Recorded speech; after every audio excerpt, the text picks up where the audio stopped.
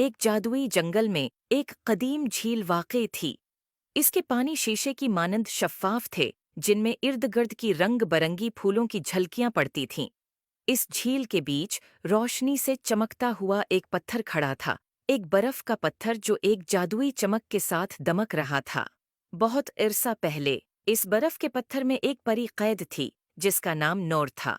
नूर के परों में हीरे की मानिंद चमक थी, मगर एक दिन एक सियाह जादूगर जो उसकी ताकत से हसद करता था, जादूगर ने नूर को बर्फ के पत्थर में कैद कर दिया और उसके अर्द-गिर्द वक्त को स्टॉप कर दिया।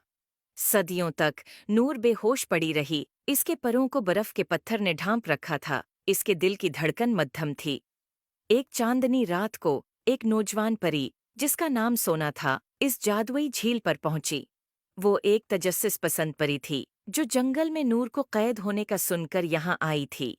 जब वो झील के करीब पहुंची, तो उसने बर्फ के पत्थर को नरम चमक के साथ देखा, जैसे वो उसे अपनी तरफ बुला रहा हो। वो इसके करीब झक्की और उसकी गहराई में झांकने लगी। अंदर उसने नूर को देखा। उसकी आंखें बंद थीं, उसके चेहरे पर सुकून था, लेकिन एक अफसरदगी की झलक थी जिसने सोना के दिल को छू लिया।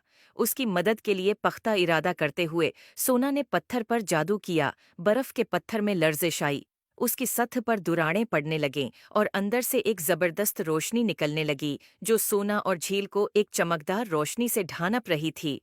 रोशनी मद्धम हो गई और वहां नूर खड़ी थी। इसकी आंखें खुल गईं और इसने सोना की तरफ तशकर और हैरत से देखा। जंगल जिंदगी से भर गया, फूल दोबारा खुलने लगे। नूर, जिसका दिल खुशी से भर गया था, ने सोना को गले लगाया। शुक्रिया प्यारी परी, तुमने अपनी रोशनी से मुझे अंधेरे की कैद से आज़ाद कर दिया। सोना ने मुस्कुरा कर कहा, ये तुम्हारी रूह थी जो मुझे यहाँ लाई। नूर, इस दिन के बाद नूर और सोना अच्छी दोस्त बन गई और पूरे जंगल में खुशी और जादू फैलाने लगें। I hope you like it. Please like and subscribe my YouTube channel for more videos.